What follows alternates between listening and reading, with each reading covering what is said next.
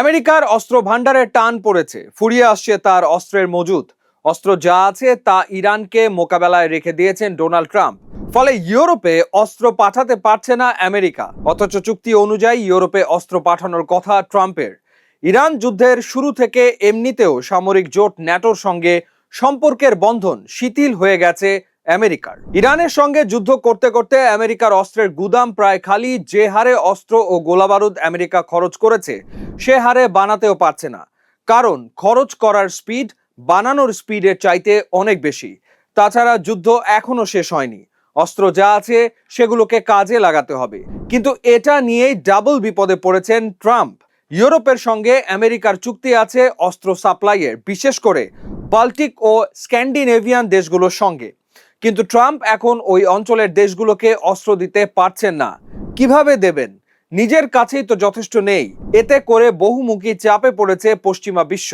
আমেরিকার অস্ত্র শেষ হচ্ছে, বাল্টিক ও স্ক্যান্ডিনেভিয়ান দেশগুলো অস্ত্র পাচ্ছে না। বলা প্রয়োজন, আমেরিকার কাছ থেকে এই দেশগুলোর আক্রমণ ও প্রতিরক্ষা দুই রকম অস্ত্রই পাওয়ার কথা।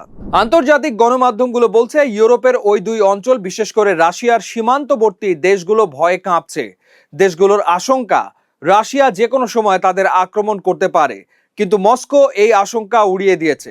ভ্লাদিমির পুতিনের অফিসাররা বলছেন রাশিয়ার জুজু দেখিয়ে সাধারণ মানুষকে আতঙ্কিত করছে পশ্চিমা দেশগুলো, আর ফাঁকতালে নিজেদের সামরিক শক্তি বাড়াতে চাইছে তারা। অস্ত্রের ভান্ডার সমৃদ্ধ করার খেলায় ইরানই এগিয়ে রয়েছে বলে জানাচ্ছেন বিশ্লেষকরা।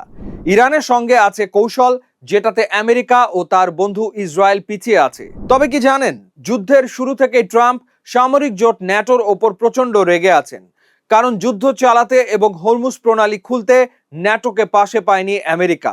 এমনকি ইউরোপের কোনো দেশকেই পাশে পাননি ট্রাম্প। এ কারণেই ইউরোপীয় দেশগুলোকে কাপুরুষ বলছেন ট্রাম্প।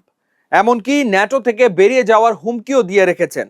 গণমাধ্যমগুলোর খবর বলছে ইরান যুদ্ধে এখনো জিততে না পারায় ট্রাম্প নাকি রীতিমতো পাগলের মতো আচরণ করছেন। সেটা না হয় বুঝলেন আপনারা, কিন্তু চুক্তি তো করা আছে। সে অনুযায়ী আমেরিকার কাছ থেকে ইউরোপ অস্ত্র পাবে, এটাই মূল কথা। কিন্তু যে নিজেই এক্ষেত্রে গরিব, সে কিভাবে আর একজনকে সমৃদ্ধ করবে? কিন্তু এখানে অন্য গন্ধ শুকে দেখছেন বিশ্লেষকদের একাংশ।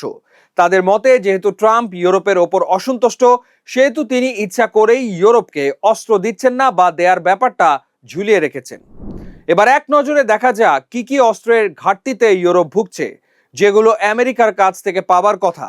প্রথমে বলা যাক দুধর্ষ যুদ্ধ বিমান F-35 লাইটনিং 2। এরপরে আছে ভূমি থেকে আকাশে ছোড়ার মিসাইল ব্যবস্থা প্যাট্রিয়ট, রকেট সিস্টেম হিমার্স এবং ট্যাঙ্ক বিধ্বংসী মিসাইল জ্যাভলিন। তো এই ঝুলে থাকাটা দেরি হতে থাকলে অস্ত্রের জন্য অন্য বাজারে চলে যেতে পারে ইউরোপ। সেক্ষেত্রে ইউরোপে নিজের অস্ত্রের বাজার হারাতে পারে আমেরিকা। আপনারাই বলুন, জেনে বুঝে সেধে সেধে ট্রাম্প কি সেই ঝুঁকি নেবেন? ইরানের সঙ্গে যুদ্ধ বাঁধিয়ে এমনিতেই তিনি একে একে অনেক কিছু হারাচ্ছেন।